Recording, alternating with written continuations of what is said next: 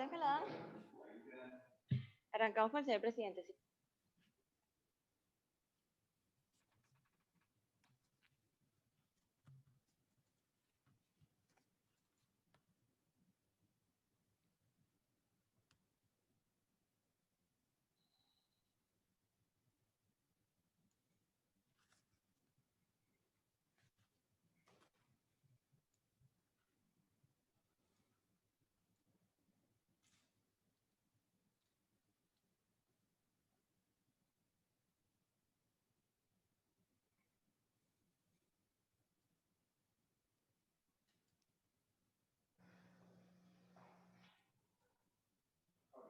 Muy buenos días, bienvenidos al Salón Bolívar. Good morning. Welcome to the Casa de Nariño, the offices of the President of Colombia, for this Latin American Economic Outlook 2020, the launch of the Digital Transformation for Building Back Better report. I will leave the floor now with Iván Duque Márquez, President of the Republic of Colombia. Mi saludo muy especial. I bring cordial and special greetings to all, to the President of the Republic of Costa Rica, my dear friend Carlos Alvarado. Greetings to Ángel Gurría, Secretary General of the Organization for Economic Cooperation, OECD. I also cordially greet Alicia Barasina, Executive Secretary of ECLAC, as well as Mario Vecini and Marcela Neto Parra, head for Latin America, the Center for Development of the OECD, as well as my good friend Luis Carraza, former Minister of Economics of Peru and the current Executive President and CEO of the Development Bank of Latin America, as well as Uta Ulpilaine, Commissioner for International Partnerships of the European Commission, as well as our Director of National Planning, Minister of International Relations, as well as other ministers who are joining us here today. It is an honor for me to participate in this august gathering that is in and of itself a recognition of multilateralism. We are discussing here a report on the development of Latin America and the Caribbean, which has been produced, of course, with an accent on digital transformation. But we also have the active participation of the OECD, of ECLAC, of the European Union, the participation of the CAF, as well as other tools that are multilateral in nature. Let me also acknowledge the important and fundamental work of so many governments that have provided information and that have fostered a constructive discussion on the opportunities for regional development and taking advantage of the chances and opportunities given by digital transformation. Let me say that the year 2019 left us many satisfactions, much joy, and much progress. Particularly in the case of Colombia, we wrapped up 2019 with economic growth that was above the worldwide average, above the regional average, and that also of the OECD itself. We also had a 2019 that enabled us to wrap up the year with the smallest fiscal deficit in 7 years and led us, in fact, to our first surplus since 2002. In those conditions, and of course, with important growth in tourism and trade, with the largest amount of agricultural exports and service exports of Colombia in years, our opportunities and our vision for 2020 was very much auspicious. And January and February, in fact, was auspicious in terms of growth at over 4%. And then, of course, we came upon the month of March with a very different worldwide reality. Coronavirus was traveling around the globe and brought with it very hard impact on Latin America and the Caribbean, contracting our perspectives for growth. And we nonetheless had to act quickly, progressively, and in some cases, even in a draconian fashion to protect our people, to protect our healthcare system, to adjust and adapt it, and to provide medical services to be able to care for our people. Our regional reality, which is very different from that of Europe or the more developed nations, where we are talking about countries with per capita incomes of around $30,000. We're suffering tremendous impact socially and also on the healthcare.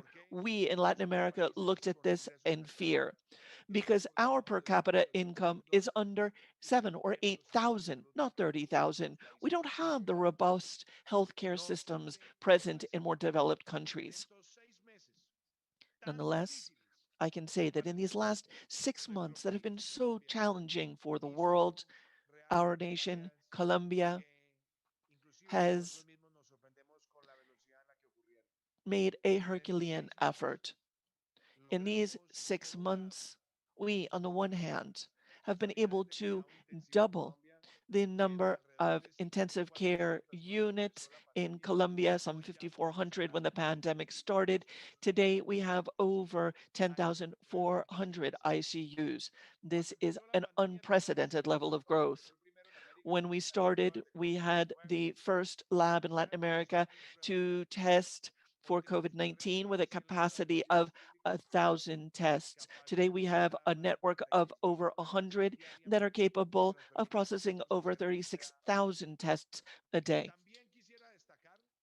I would also like to highlight that we have instituted a revolution in telemedicine, where we've gone from an average of some 400,000 people that are served this way to over 20 million who have received health care remotely. In the last 6 months, given the clear and evident challenges, we had to look at how we could protect the most vulnerable among us through social policies, not just through conditional transfers and direct transfers to the most vulnerable, but also in record time with the leadership of our National Planning Office and Luis Alberto Rodriguez specifically, we were able to identify 3 million Colombians at the bottom of the pyramid who had never before received resources and who were able to receive economic support, non-conditional economic transfers from us. Now, we can see that it took almost 20 years to get to 2.7 million Colombians with conditional transfers, and just within a few weeks, we were able to reach out to an additional 3 million. We're also subsidizing 40% of the legal minimum salary for those workers and companies where the level of invoicing has been impacted by 20% or more. Again, these economic transfers will be retained at least until June of 2021. We've also put in place a system of assurances for financing to be able to provide not just working capital, but an ability to provide a guarantee for 90% of our companies. It was slated to expire in September, but we've extended that level of guarantees for our companies until June of next year. Again, these are substantive, important measures, including having provided nutritional packets, over 1 million of them, to the most vulnerable of our Colombian families, which, through the work of the Ministry of the Interior, has added additional numbers to that and have ensured support for the most needy among us.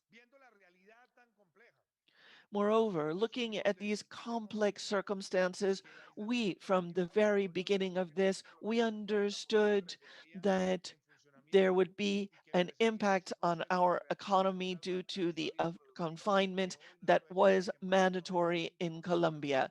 Today, we are now seeing that 95% of our productive activities are have restarted their operations. Today, we nonetheless have rates of mortality that are below those of Sweden, the United States, Italy, Chile, Peru, Germany, Mexico, Brazil. These are substantive measures. We've been able to reduce the mortality rate while reopening. Our perspectives in that regard are much better than the perspectives of many European countries that have 5 or 6 times the per capita income of Colombia. And again, we are at about 85% recovery rate in terms of reopening. We are, of course, reopening safely, securely to avoid a second wave. Now, you may be wondering why the president of Colombia would list all of these things when the primary topic of this report is digital transformation. And the reason is this. Prior to the pandemic, we had a crucial aspect for the consolidation of these years of government on our agenda, that the pandemic has led us to speed up, bringing tremendous economic growth to Colombia. So let me commence with the following. What is Colombia doing today in terms of digital transformation? We, over the last 2 years, have been able to pass legislation to completely overhaul our ICTs, to introduce greater dynamism, to to do so as quickly, as expediently as possible, so that we can expect by August of 2021, we'll have 60% of Colombia's territory that will be covered by high-speed internet. Second, we, for the first time in years, have started a bid for new spectrum for a variety of ranges of spectrum. Thirdly, we have undertaken, and this week we will be announcing our intent to wrap up in 2021 with 10,000 population centers with an accent on education, providing inclusion, which is per se an exercise in equity and equality. Our minister will be announcing this shortly. We're also endeavoring rather, to train 100,000 programmers between now and August of 2022 with the skills and capabilities to be able to join the world of technology at the highest echelons.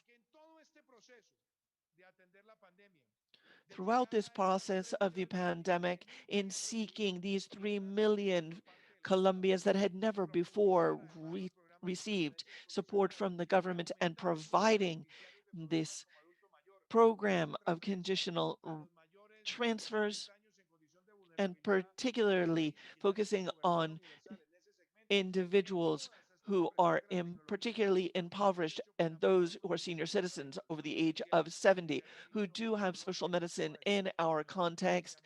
This puts us at the forefront in Latin America.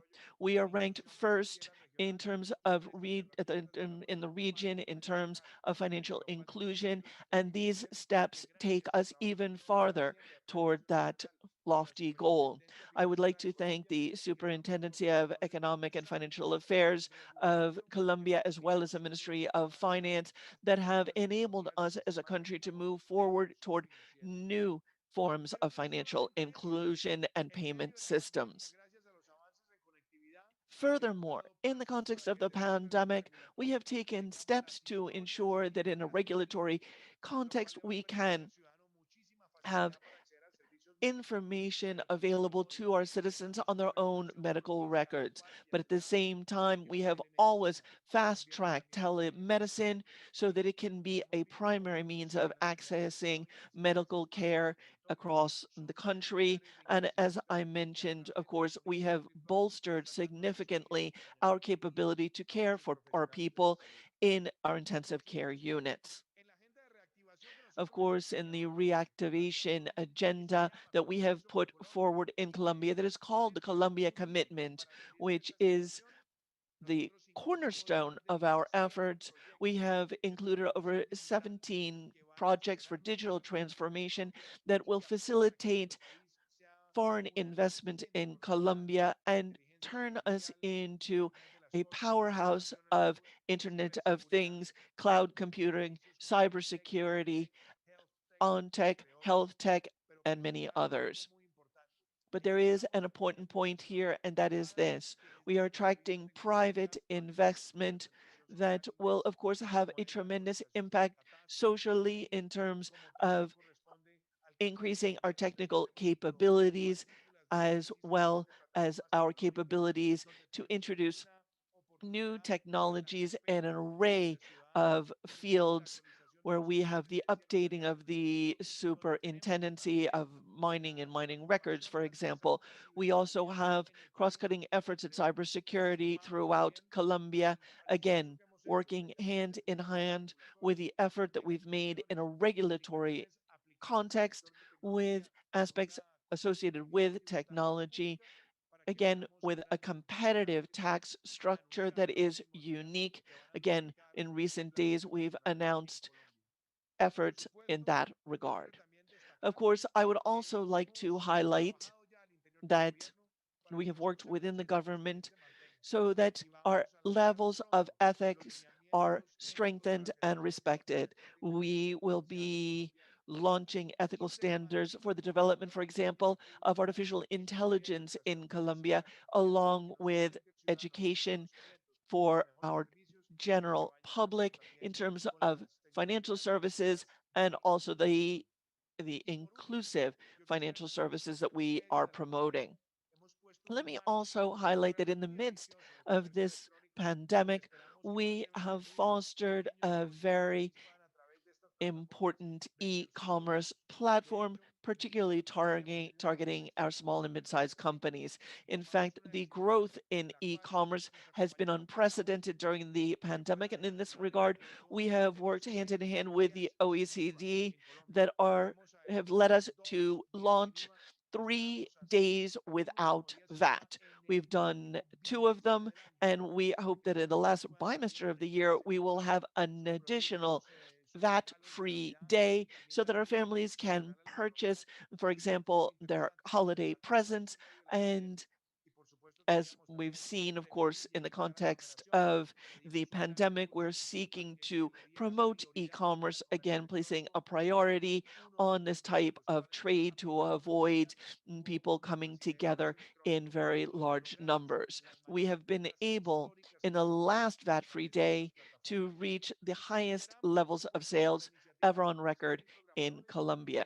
Again, in the context of this 100,000 programmers we're seeking to train, we believe that the companies that add technology will not pay income tax over the course of 6 years, as long as they are generating revenue as well as hiring qualified labor.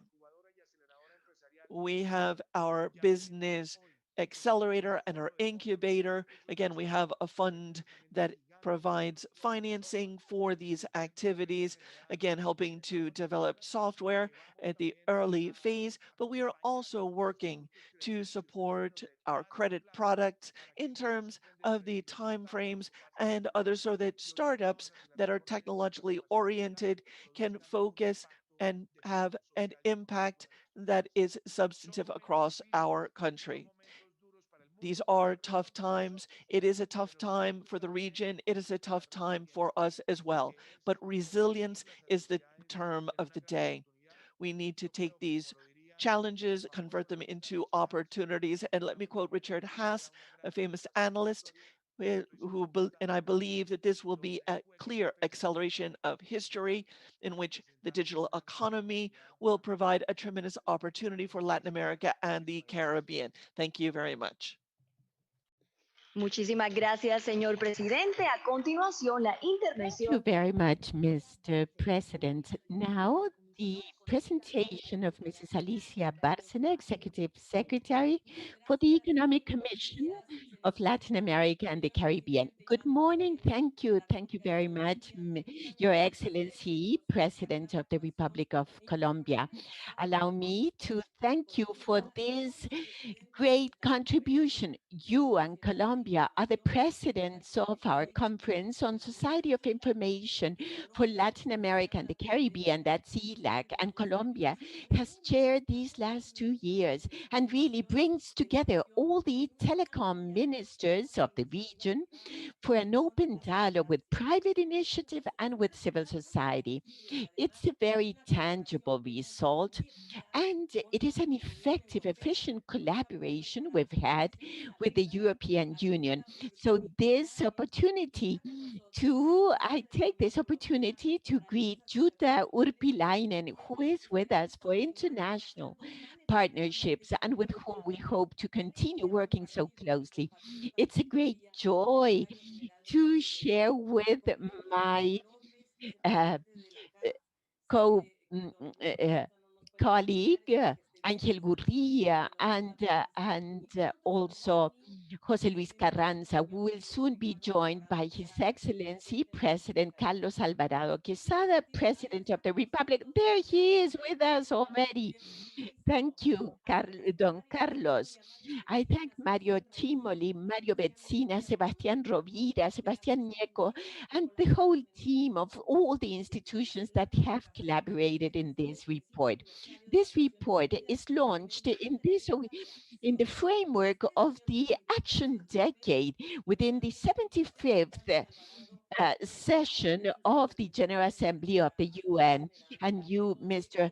Carlos Alvarado, have mentioned we need to face this action decade or decade for action. We are convened by the Secretary Antonio Guterres. This report of Latin America and the Caribbean that we present every year with the Development Center of OECD have we have brought together all the technologies and have a sustainable development. There is no doubt pandemic is a hazard for the compliance of the 2030 agenda. COVID reveals us as fragile. It has highlighted gaps in gender inequality, low productivity, broad fragmentations of social protection systems.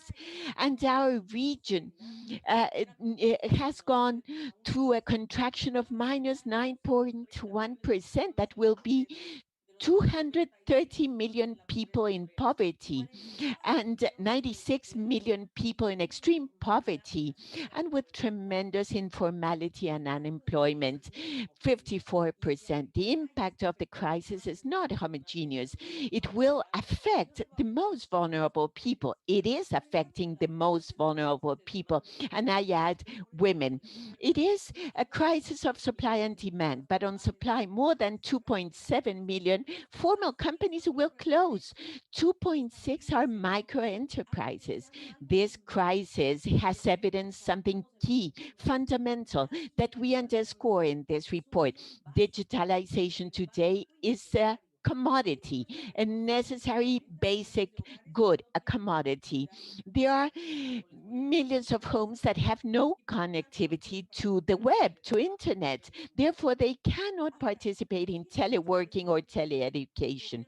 As President Duque has said, governments has promptly responded with exceptional policies, with tremendous efforts of 5% of GDP in fiscal effort and 10% of guarantees for enterprises and households. Not like Europe that does it with 45%, but we do it in a restricted fiscal space with an increase in debt and expenditures. And also, and central banks also have adopted non-conventional measures in order to guarantee that the liquidity crisis not to become one of solvency. It's clear that no one knows how long will this crisis last. So fiscal austerity will not be a short-term alternative. There will be more fiscal expenditure needed, more transparent and more effective. Also, we need to approach fiscal tax evasion, illicit groups that OECD has fought so very much. The region loses 6.1% of GDP in tax evasion. And another element to be considered is that I would like to thank the European Union and the Development Center of OECD because we have collaborated so as to raise the problems of middle income countries in this transition development concept. It is a key concept. We cannot rank countries because they have only one indicator, the per capita GDP. No. So thanks to both of you. We've worked excellently. Three messages of this report.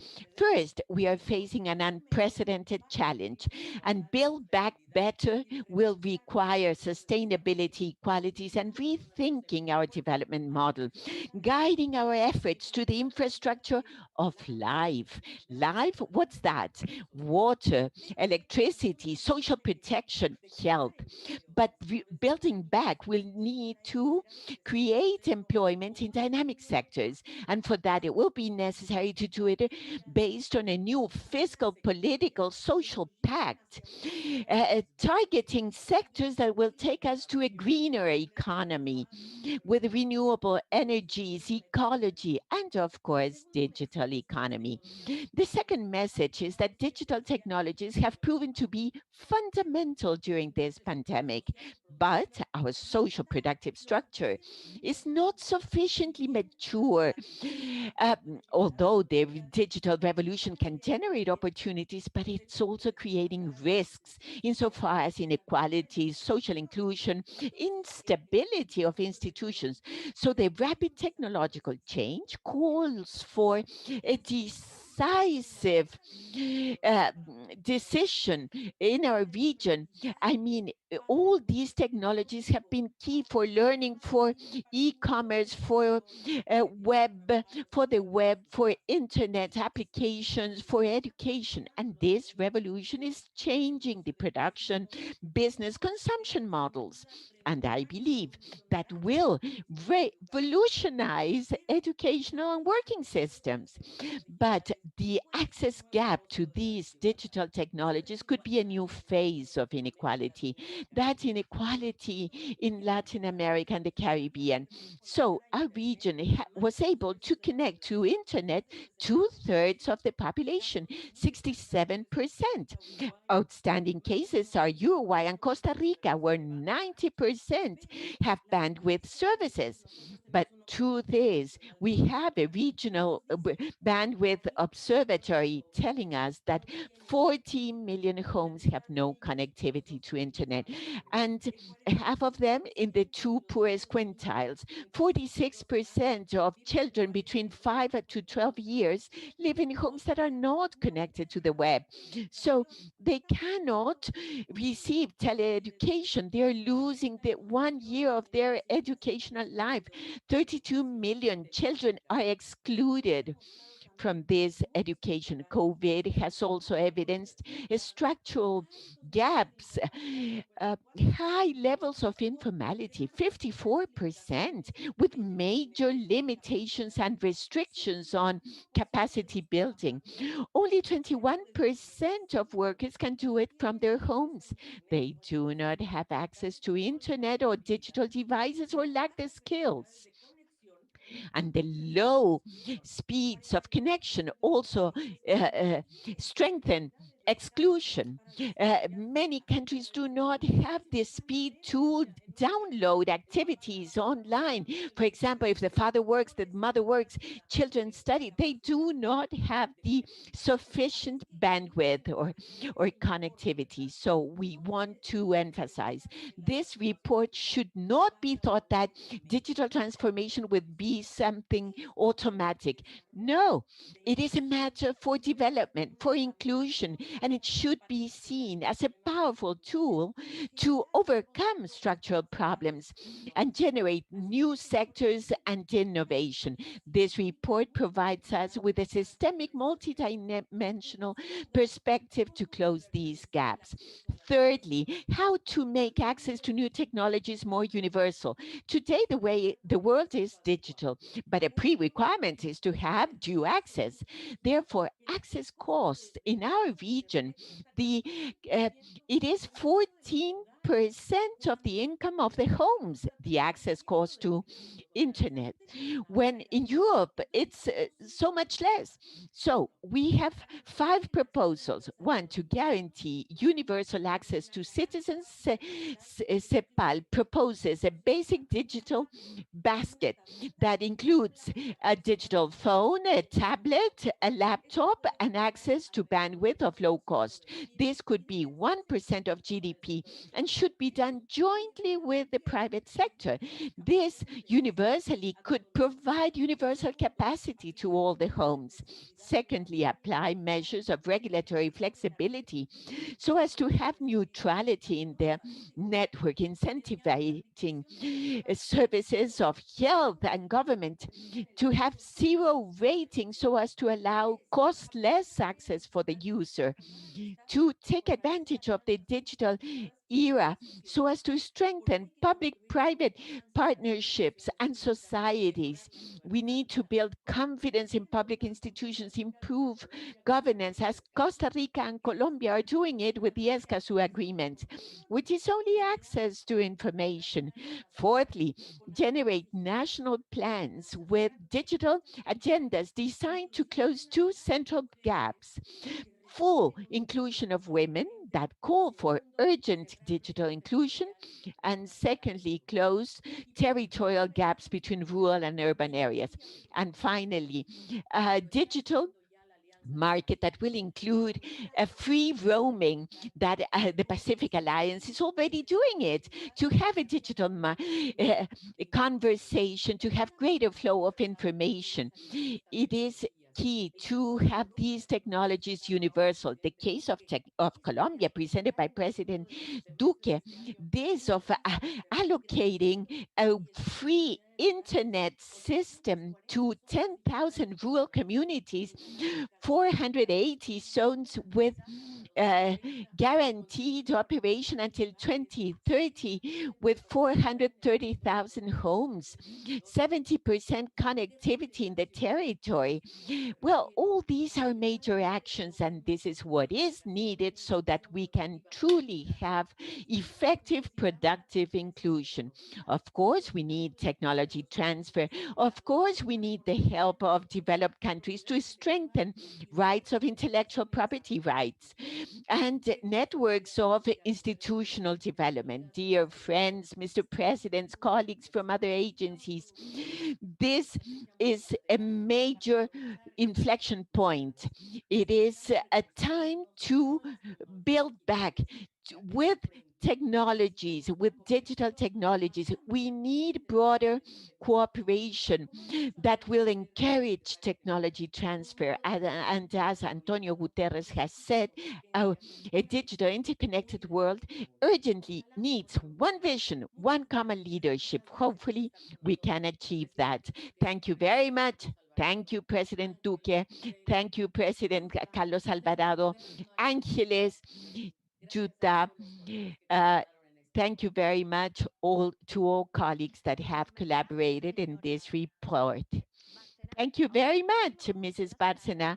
Now we continue with the words of Jutta Arpiláni, Commissioner of the EU for International Alliances. Buenos días, señoras y señores. Good morning, ladies and gentlemen. It is an honor to participate in this session. Let me first express solidarity with all those who have been and are being hit by COVID-19. The EU and its member states, together with the European financial institutions, are Team Europe. Team Europe has been at the forefront of the fight against the pandemic, at home and abroad.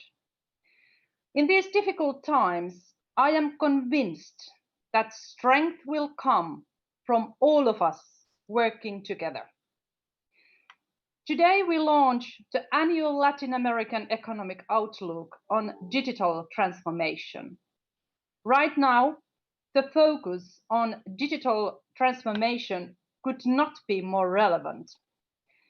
With lockdowns, modern technology has been a lifeline to stay in touch with loved ones and to work from home. Now we are looking towards the recovery and a post-COVID world. And I think one thing is clear. The digital transformation is a huge window of opportunity. It really offers new and innovative solutions to the structural challenges that have limited developments for decades. Digitalization will help us to improve public services, diversify our economies, and enhance social cohesion and regional integration. Digitalization can be an effective tool also to tackle inequality. We must together move forward, build back better, and create a more equal, resilient, and digital world for all. Ladies and gentlemen, earlier this year, the European Commission launched a strategy on shaping Europe's digital future. We want the digital Europe to reflect the best of Europe: open, fair, diverse, democratic, and confident. The new digital strategy promotes knowledge and innovation as the basis for growth. We focus on small businesses and startups.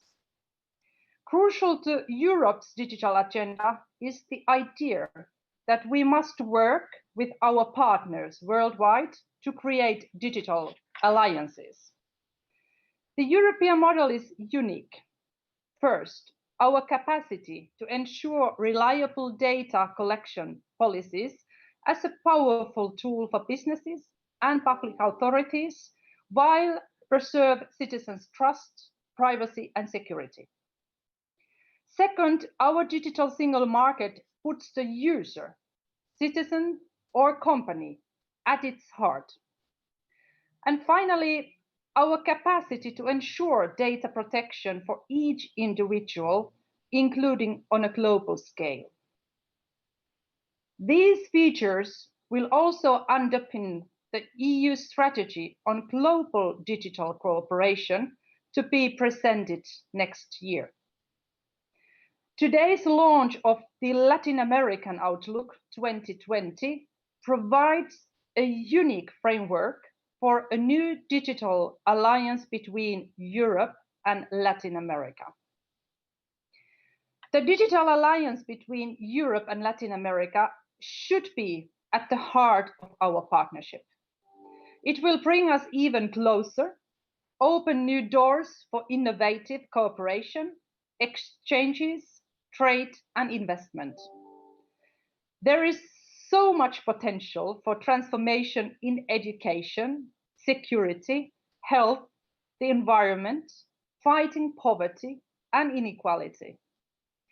Moving forward, our digital alliance should be structured around three principles. 1, technology for all. 2, open, democratic, and sustainable societies. And 3, competitive and fair economies. It should foster partnerships between public, private actors, and academia. It should promote human-centered regulatory frameworks and transparent governance. It should tackle issues such as infrastructure availability, but also capacity building of citizens, companies, and researchers. We can draw on previous work, such as the EU-founded program BELA, which will be a new digital highway between Europe and Latin America. From 2021 onwards, this transatlantic cable will allow faster and more secure data transmission between Europe and Latin America and within Latin America. The EU also owns, manages, and develops successful space programs like Copernicus, Galileo, and EGNOS. Their potential to tackle environmental challenges is huge. The combined data also helps to improve farming, renewable energies, and transport. So, dear friends, the strong relationship and partnership between the EU and Latin America is based on shared values. I hope our vision, putting people at the center, can inspire you and help develop your own technological sovereignty based on your own values and principles. The EU can also learn from experiences in Latin America and Caribbean. And I am sure that a strong, ambitious, and innovative digital partnership between our two continents will be crucial to our recovery. I look forward to continue our work together, spearheading a digital transformation by all and for all. Muchas gracias. Muchas gracias a la comisaria de la Unión Europea y Thank you continuamos. very much to our speaker. We will now continue with Ángel Gurría, Secretary General for the OECD. Welcome.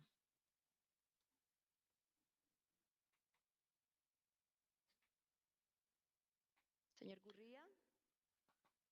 Mr. Gurría, from the interpreter, the microphone is muted. Estás en mute, Ángel. ¿Puede encender por favor el micrófono? Muchas gracias. Please turn on your microphone, sir. Todavía no lo escuchamos. ¿Puede por favor prender el micrófono?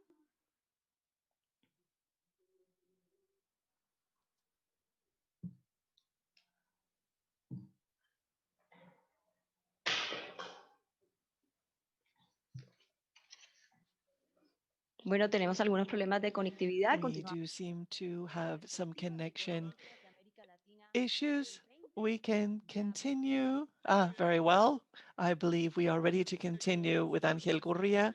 Very well. As I was just saying on mute to our colleagues, I am thrilled to be able to present this publication, which is the 13th edition of the Latin American Economic Outlook, today on digital transformation for building back better. We are thrilled to have with us Yuta, Alicia, and of course the president, the PIB, the ID.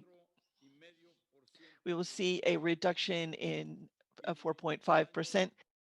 2021 va a rebotar positivamente. We will see an impact that will be at the end of the year. By 2021, we will be at the same level or below 2019.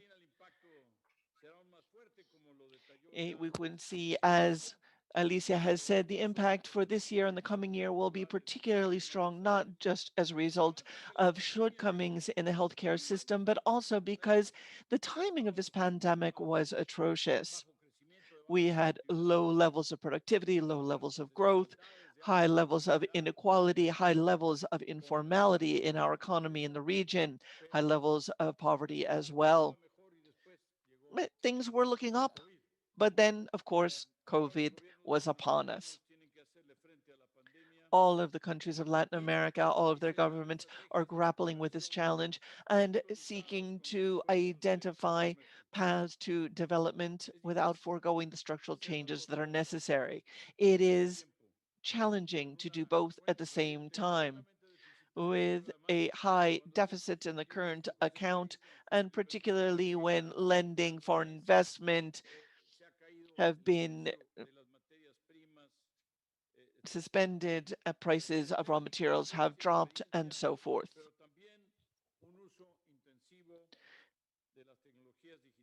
Now, in this context, the intensive use of information technologies have been of the utmost importance.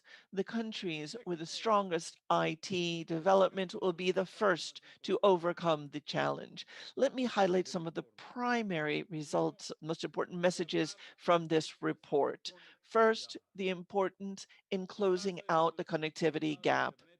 The percentage of people connected to the internet in Latin America, as the President and Alicia noted, was 68% in 2018, which is twice 2010. And that is good news, but it's still below 84% within the OECD. In addition, as happens across our region, the connections to internet of the most affluent quintile is 40% greater than the most impoverished quintile. This question of averages, of course, provides information, but it is not really enlightening because there are fundamental differences. And it's even more striking between rural and urban populations. In fact, in general, use and access is 4 times greater in our urban areas than in our rural areas. So it is important to strengthen the competencies of the sector of ICTs to be able to have greater access to internet and specifically broadband across all of our countries and all of the region at every level.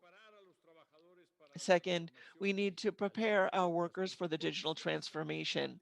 The digital skills, the digital capabilities, the abilities and the competencies for working in the digital world in Latin America, over 20% of all jobs are at a high level of risk of being automated, that is to say, of being eliminated.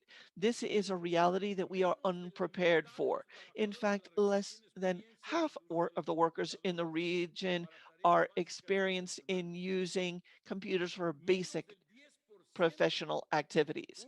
Less than 10% use digital technologies for more complex aspects such as programming. New ways of working will emerge that will need and require continuing education, and our protection nets, our social protection nets need to ensure protection not only for the formal market, but also the informal market. Again, as other speakers have noted, the issue of informality is a huge one. And this also impedes us as a region from being effective in terms of the job search.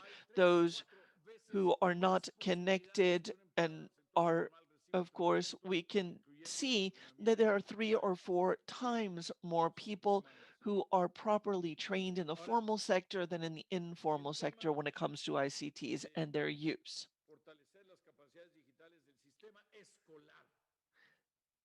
The next point is the importance of strengthening digital context at the educational sector.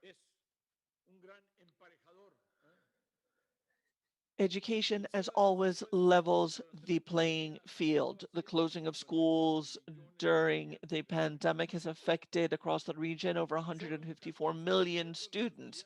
Only 14% of students of lower income had a computer connected to the internet at home, as compared to 80% of the more affluent students. 20% of schools of the poorest schools had a support platform for education. The gender gap as well, the stereotypes that also serve to impede digital skill building among women and their presence in the labor market. When there wasn't an absence of connectivity, we can say, okay, well, then we have connectivity, but then we don't have tablets. And then we had connectivity and tablets. But then in how many countries did we have teachers who know how to teach remotely? And so at one point, there were over 1.6 billion students around the globe in this situation. Now, it's little consolation that in Latin America, we only had about 150 million of those. And of course, in the most remote regions and among the most impoverished among us. We need to promote early skill building in technologies and foster access and understanding, especially by women, to and about technologies with a view toward closing out existing gaps. We have to understand that the digital transformation as well needs to be a comprehensive part of the national development plans. Digital transformation affects all sectors, all aspects of life. Toward that end, it must be integrated into the development efforts across the board. This is not a sector, this is not a silo, but it is cross-cutting and can benefit all areas, again, across the board. So the word of the day is implementation. Implementation, implementation, implementation. In this regard, the OECD has proposed a comprehensive framework that we call our toolbox, our Going Digital Toolbox. This framework with these 7 aspects are access, which is of course fundamental, effective use, to use it for and how, innovation, the labor market, social prosperity, trust, and market opening. And of course, international cooperation is key so that governments and people can take advantage of this digital transformation to the broadest extent possible. Jutta has said quite clearly that this is of the utmost importance because there are always countries that have solved some of the problems that others are just beginning to face. The OECD is contributing to this through initiatives such as the updating of the international framework for a digitalized economy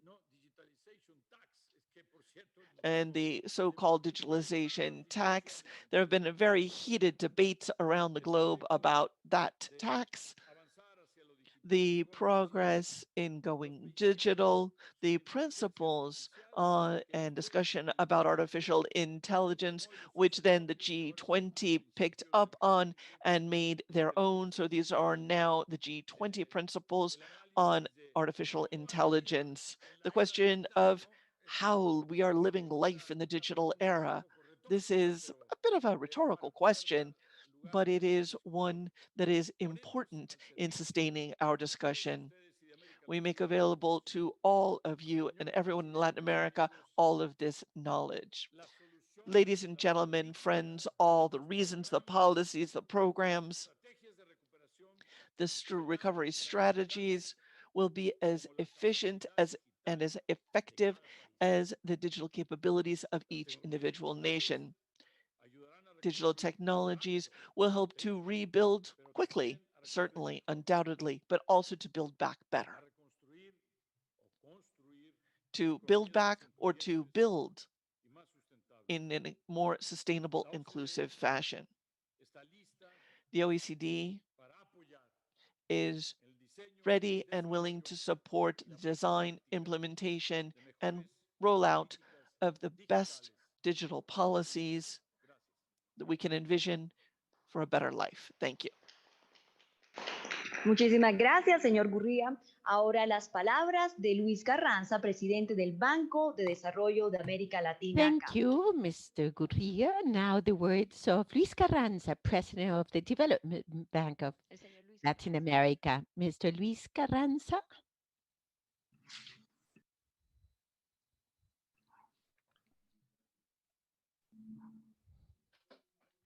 Le damos la palabra al presidente del Banco de We Desarrollo. recognize the President of the Development Bank of Latin America, Mr. Luis Carranza.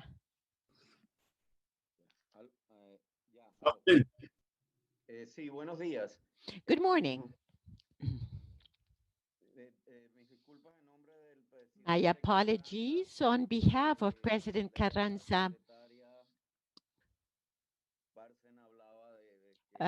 Secretary Barasina was saying that he is unable to make it. I will be in his place participating in the event. Thank you to the Presidents Duque Alvarado, Republic of Colombia, and Costa Rica, Executive Secretary Barcena, EU, truly for CAF. It is a great honor to participate once again in the launch of this annual report of Latin American Economic Outlook, this time focused in digital transformation.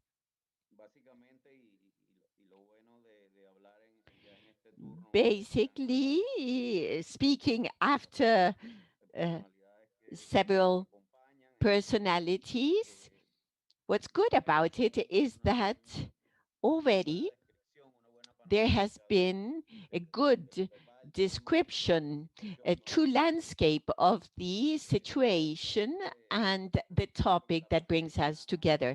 Of course, the pandemic accelerates and highlights the importance of digital transformation. And as one of the previous speakers said, it was an issue that was started quite a while ago, but it is really underscored by the pandemic, where countries should assign greater speed to digital transformation with all the several variables and components that range from enabling the population to have connectivity and access to internet, to issues like the state digital transformation, where the bank is focusing its agenda. We could say that something that was seen as something for the future, well, the COVID-19 pandemic has shown us that the future is here and that the future is in 2020, and we've been forced to accelerate everyone, institutions, countries, ourselves at the bank. We are doing, of course, teleworking, and this is a matter of routine, and all of our technological capacities have been in place. So basically, it's that really on our side to focus on the resilience capacity of states in order to develop that digital transformation agenda that we have prioritized in CAF, where digital innovation is at the center and where the team is working in that diagnosis and support to the different initiatives that we can develop as in a broad spectrum of subjects that go from data integrity to transparency, anti-corruption, and of course, including digitalization in public management. That is why we have also prioritized artificial intelligence for traceability of infections. How can we incorporate artificial intelligence applications and tools that will allow us to trace, test populations, and also in initiatives of digital entrepreneurships, supporting the government, supporting the technological offices so as to have better digitalization processes in management. And of course, President Duque, Secretary Barasina have already pointed out this. There are differences in the development, in the maturity of our countries, or in the progress of our countries. There are really outstanding initiatives in Colombia, Mexico, Argentina, in these strategic efforts of supporting development in order to harmonize and standardize progress in different countries, and we are supporting them not only with very specific and concrete initiatives like the ones I'm bringing up in digital transformation of the state, but also with our administration of traditional products, of infrastructure support, technology infrastructure support, access, and digitalization. These are mandatory key requirements in order to reach out and have digital transformation at the center. That was basically what I meant to say.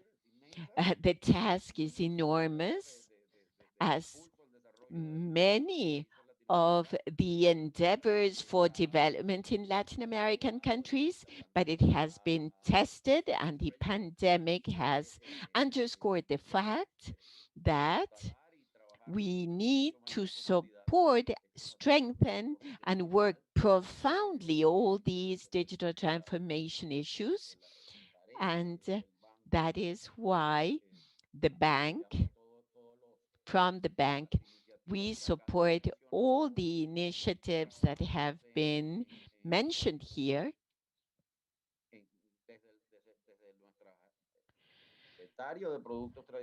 And we work also starting from our conventional products of financing or investment in startups or small, medium enterprises that really support digital transformation of governments and improve the management and the public administration. And with greater attention to and focus on citizens.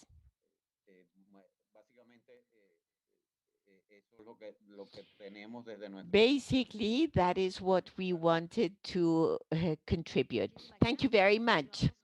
Thank you very much, and we continue with the special intervention of Carlos Alvarado Quesada, President of the Republic of Costa Rica. Adelante, señor presidente. President, you have the floor. Thank you very much. I would like to share cordial greetings with President Duque, all my best and all of the support for the wonderful work that you are doing in Colombia on behalf of your people. Also, Alicia Barcena, Executive Secretary of ECLAC, a good friend of Costa Rica as she is of the whole region. Angel Gurria, we have worked hand in hand with you in our process of endeavoring to form part of the OECD along with Mexico, Colombia, and Chile. Thank you for your support, not only to my nation, but the entire region. Reni also on behalf of the CAF and the representation of Luis Carranza. We thank you for joining us along with everyone else who's here for the purposes of this analysis. I think that I might simply seek to delve into some of the topics that have been so expertly put forward by those who have spoken before me. The support, of course, of the OECD and of ECLAC, of course, and the work that is being done by CAF is known to all. And rather than delving into the technicalities, I'd like to look more at the impact of the pandemic in broader terms. I think that as a region, this has stripped us bare. It has shown and revealed all of our issues, all of our problems, and a vast array of things, particularly in technology, and has lain bare these gaps. Now, why is this? As we all know, of course, social distancing was the first thing, the first measure that was taken when the pandemic hit. And that meant that one of the primary means of working, of studying, of being in touch with people were digital means. And this created a substantive gap between those who had access and those who did not. And that gap was consolidated. As Alicia Barcena has said, emphatically, this is a reality.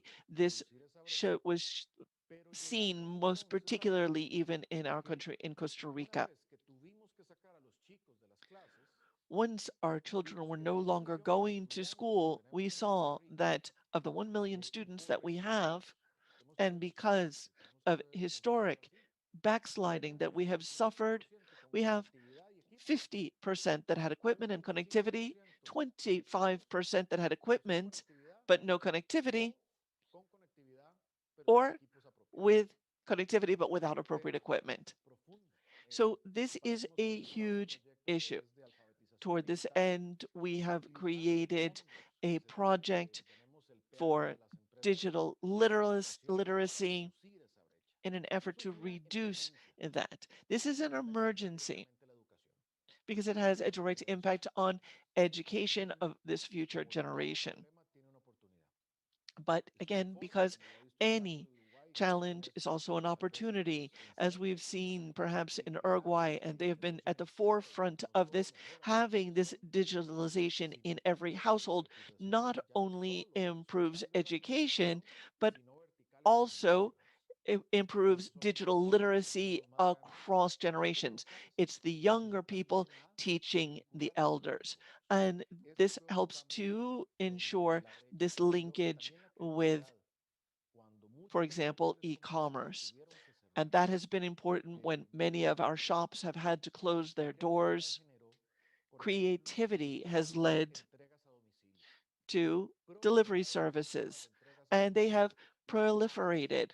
The apps, all of the creation of apps really was fast-tracked. It started with foodstuffs, then different products, things that are produced locally and being able to deliver things to people to their door.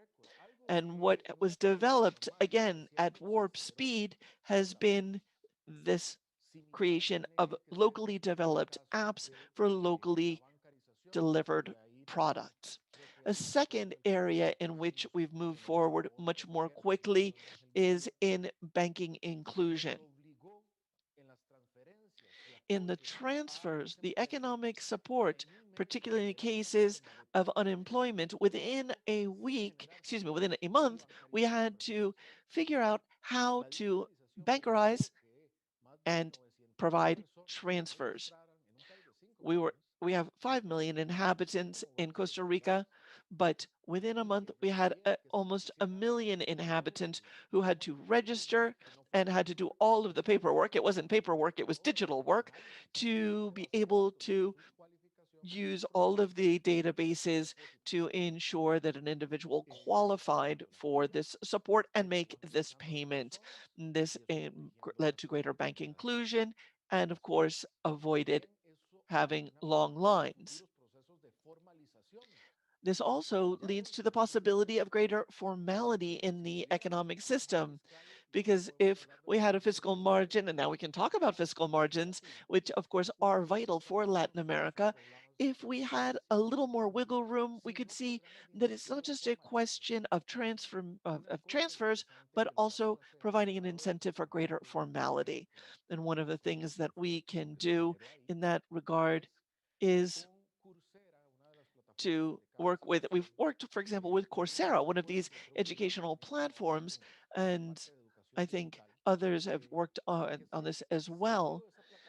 The platform was opened up with certification for the entity, for the individuals. It was opened up to 58 million people. So at this point, we were able in Costa Rica alone to have 50,000 people that were able to be trained to improve their own capabilities again over Coursera through digital means. So these are just a few very concrete examples. There are, of course, many others, but we understand that this topic is vital, but there's this enormous digital divide. We know that presently and in the future, inequality, it's not just income or Gini that's been measured traditionally. The true inequality is in access, and access to basic things such as education, as Alicia said, basic things such as access to water. We've seen it in the health crisis, which is another aspect, access to healthcare, and of course, connectivity. As we've worked on multi-dimensional poverty indices, we've worked with the UN and ECLAC on these topics. This is in Colombia, of course, has been a leader, Chile, and others. We need to take multi-dimensionality to these aspects and not just to poverty. Now, this is a topic for another day, and it's also not my field of expertise, but it seems that it would be important. Now, let me refer to the fiscal margins to be able to do this. Now, why? Because I have high hopes for our region. I see the efforts that my friends, my colleagues, and fellow presidents across the region unfurl to be able to move forward, to progress. I see the potential of our wonderful region, which continues to have that lifeline, that lifeblood of youth that continues to strive. And that is a good thing. But certainly our comeback, our recovery will be much tougher than Europe, the US, China. And we don't have the stimulus packages that Europe has generated for its region, or the US or China for their own economy. We don't have the margins to be able to do that. And that is where the crux of the issue lies, because this inequality made self-evident through technology, but we're seeing again the gap, the divide between the most highly educated and the less educated, because it is the less educated people that are being hardest hit with these digital technologies, as are also being replaced, and due to lack of access. As a result, it is up to us. We are responsible for taking action. We believe that funds should be generated for the recovery of Latin America, for emerging and impoverished nations. As ECLAC has said, and the OECD has also said, just because our income levels are just above the cut of being impoverished, it means we do not qualify for support. It doesn't mean that we don't need support. If Latin America doesn't recover at the same pace or in a similar fashion to other regions, again, the impact will be tremendous, not only for us, but also for those other regions in terms of migration, in terms also in thinking about climate change. and we experienced all of this. We saw 2019 was a very tough year in terms of social protest. Why? Because there was this feeling, the sensation of inequality. And if as this will continue, we have seen this in COVID conditions. We've seen how this has worsened. We need to seek financing for and by the region, because what happens here has an impact on the rest of the world. The topic of immigration, migration, crime, trade, foreign investment, all of this will be hit hard if we do not recover as a region. Now, that said, I continue to be optimistic. This has forced us all to be more effective, more efficient, but the last mile, as usual, is the stumbling block. There's still more to be done.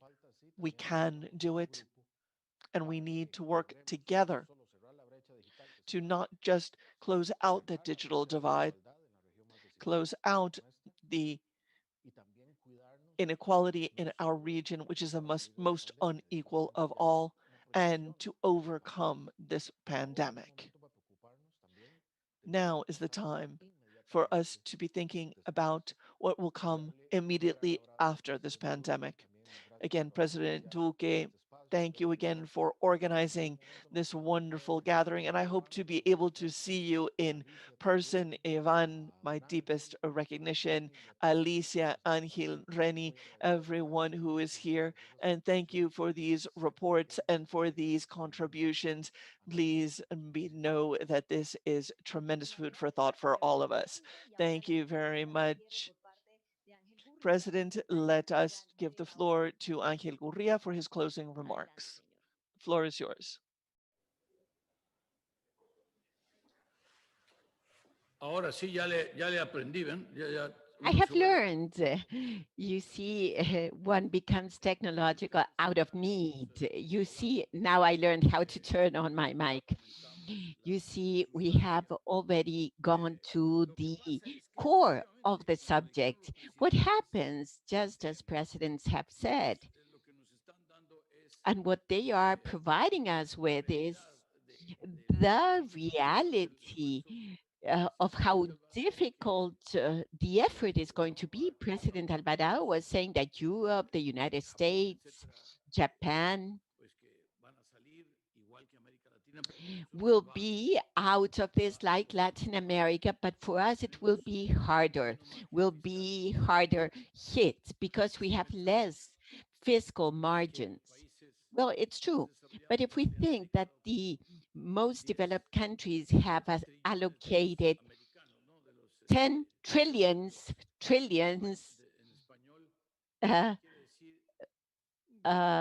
dollars, that means that half of the American economy, that is what has all the countries have allocated to fighting this pandemic. And still, it's not over. We continue. And I can tell you from Paris, where cases, infections are increasing at a very fast rate. And in several parts of Europe, exactly the same phenomenon is occurring. And some countries are going to lock down some economic activities that had been resumed already. This is the second wave. We said in last June, -6% with one wave and -7% if there is a second wave. Now in September, we said the things look better. Instead of being -6, it's going to be -4.5.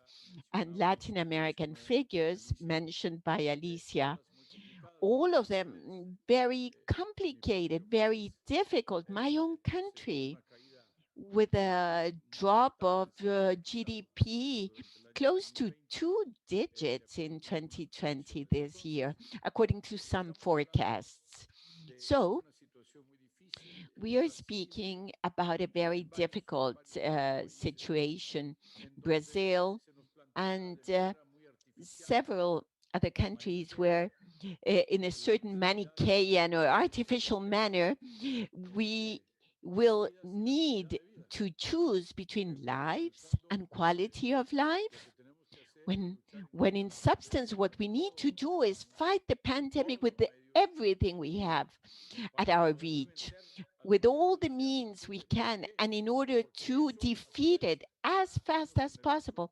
Why? Because that will make less cumbersome, less expensive the economic cost of the pandemic, the employment, small and medium enterprises, impact on tourism sector.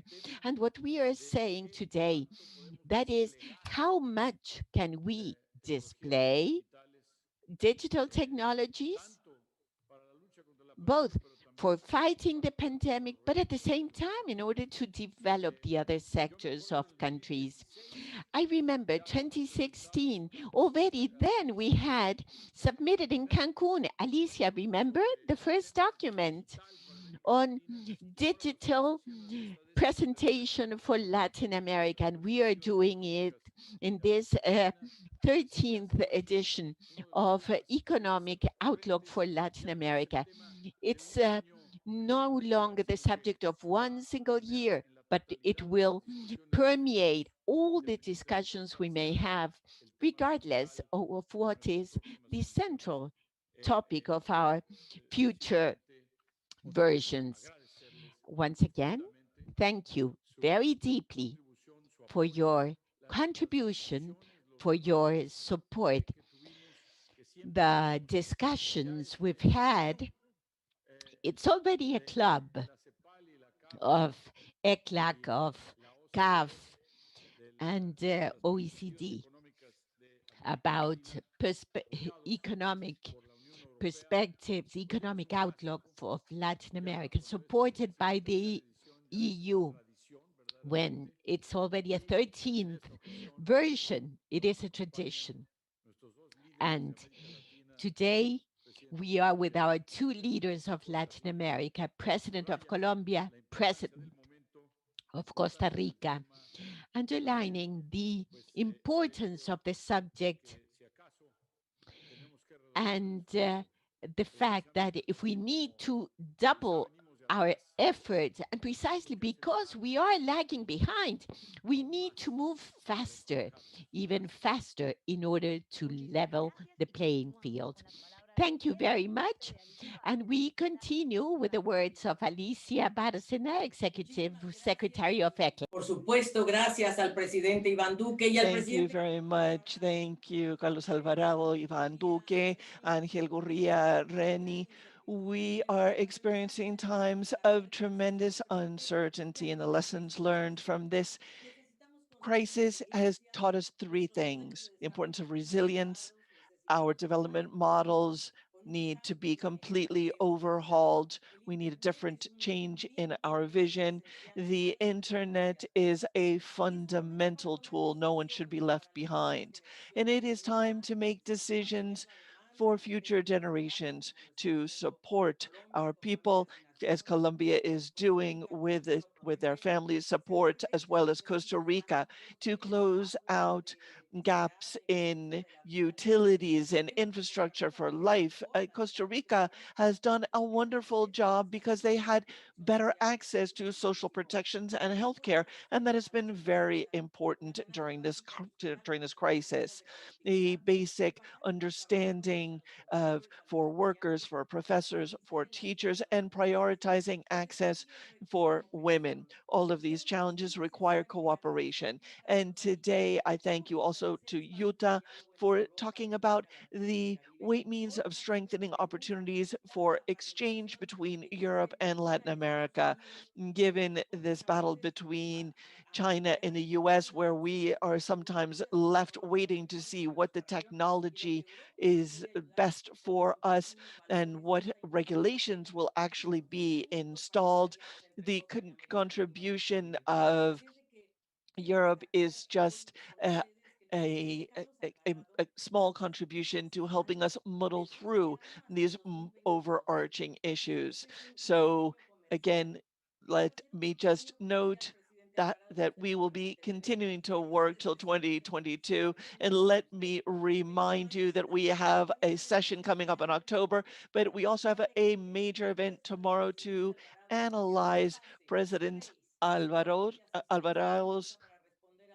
proposal for a fund to address COVID-19 to mobilize substantive resources for developing countries and particularly the middle income countries making a transition in that regard. So I invite you cordially to join us tomorrow to discuss that in depth. I need to to also note our entire team, Valeria, Mario, Fernando Rojas, Alejandro Nuncio, Matilde, Andres, Fernando Soto, all of these individuals who are behind this report. And of course, all of our team across the globe and at home. Thank you for all of this. Thank you very much. We will hear the closing remarks of the President of Colombia, Ivan Duque. Thank you very much, dear Alicia Barasina, Executive Secretary of ECLAC. My particular greetings as well to our Secretary of the OECD, Angel Correa, and also I would like to recognize my colleague, fellow President Carlos Alvarado of Costa Rica. This has been a substantive meeting, and in closing, I would like to focus just particularly on what my colleague from Costa Rica has noted. President Alvarado had said something important, and that is that Latin America has made major progress in recent decades. There has been progress economically, socially, and of course, in terms of the development agenda. Latin America has set out for itself a roadmap through the 2030 agenda. But we know that this year's events are a unique challenge. And they are a challenge because the labor market in our region is marked by the word informality. In Latin America, some 60% of our workforce is an informal one. And when those jobs are lost, those informal jobs are lost, recovery is extraordinarily challenging. Transforming them into formal employment, formal jobs is even more challenging. What we've sought to do in Colombia, as we've seen in Costa Rica, is to endeavor to avoid the loss of informal and formal jobs, to increment again those levels of formality and foster the economy at all levels. Not much is said about this topic of informality, but it is an important one. Another challenge we have before us, as Alicia noted, is to grapple with this situation by handling our fiscal resources and our budget in such a fashion that is effective, but it should also not be a question of austerity that guides our recovery, because obviously this can have the hardest impact on the most needy. I believe that as a region, we've understood that we need to expand expenditures, well targeted, and of course, this will lead to a rise in our deficits and in our indebtedness, but isn't it important to mention, to say to ECLAC, to CAF, and to other multilateral lending organizations, that it is precisely in these circumstances that we need the way that the fiscal deficits and the budgets in our regions are read and interpreted in the region along with those in all developing countries. This should not be the same prism that was applied pre-crisis. We need to understand that these circumstances are unique. It is a matter of transition, and 2020 and God willing only 2021. This is a time where we need to create a growth and an expansion. This will require an expansion precisely in our government expenditures and to orient and to guide and to support our people at the commercial level, level of trade, production, employment, and so forth. That is the major challenge. And it also means that the development and development aspects within the multilateral lending organization, again, we need to ensure that they are not applying the pre-COVID criteria, the pre-COVID prism to our current reality. Now, fortunately, the capital market is interpreting things that way. We have been able to emission very long-term bonds in very good conditions in terms of the rate, because it's understood that this situation is transitory. And once we get through it, it also means that there is faith and trust in the future.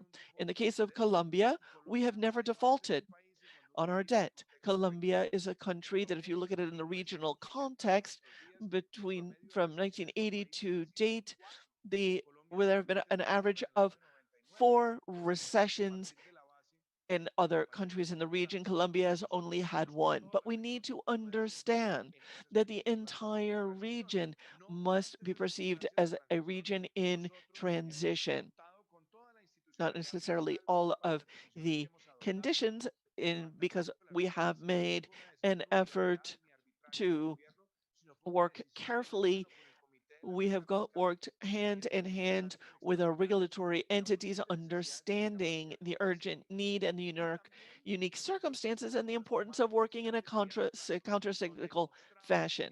We also understand that it's important to show the willingness and the interest in deficit reduction, but also indebtedness reduction.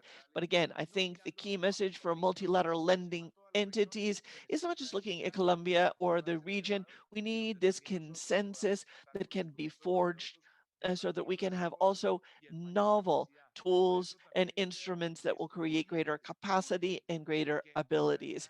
And it is urgent. It is pressing that by 2021 we can have a system for the capitalization for the Inter-American Development Bank, that we find a system to strengthen the lending capabilities of the CAF, that we find better ways to work with the World Bank and through a number of other regional mechanisms that we have available. In the case of the Central American Bank, dear Carlos, of course, finding ways to ensure that there's access by countries, but also by the private sector.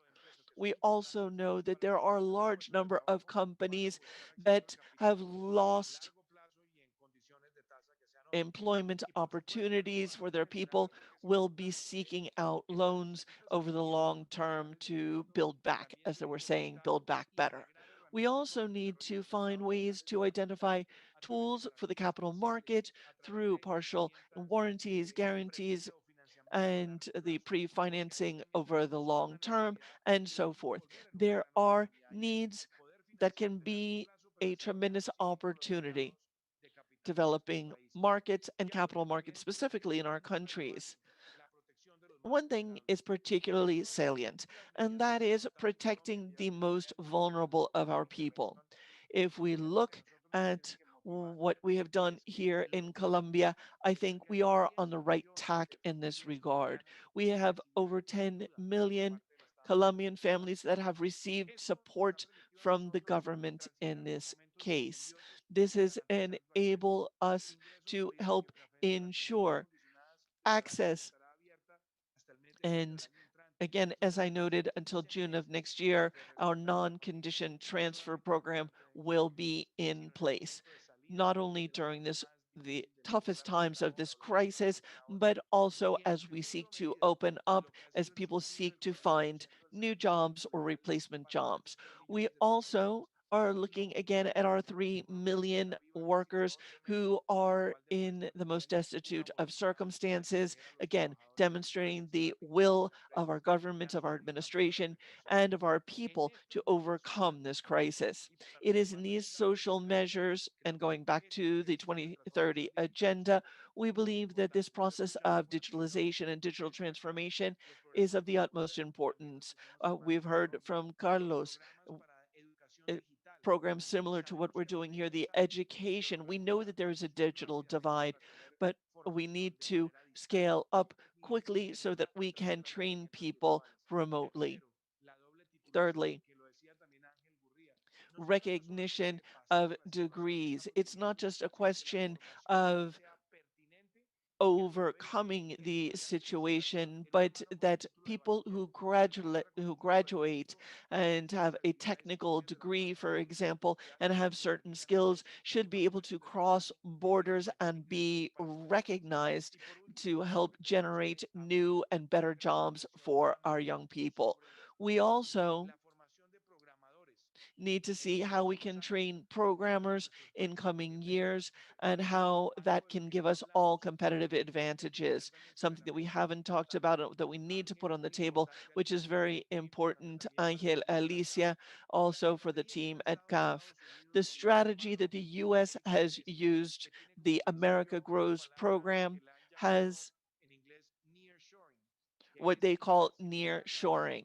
That is to say, diversifying their production in Asia with a view toward the Americas. This strategy of near shoring, where we want to play a role, will allow Latin America and the countries that already have free trade agreements with the United States to hope that this industrial basis will be in our countries given this proximity that will enable us to provide those opportunities rather than again having this industrial production coming from Asia, which is of course a far shoring.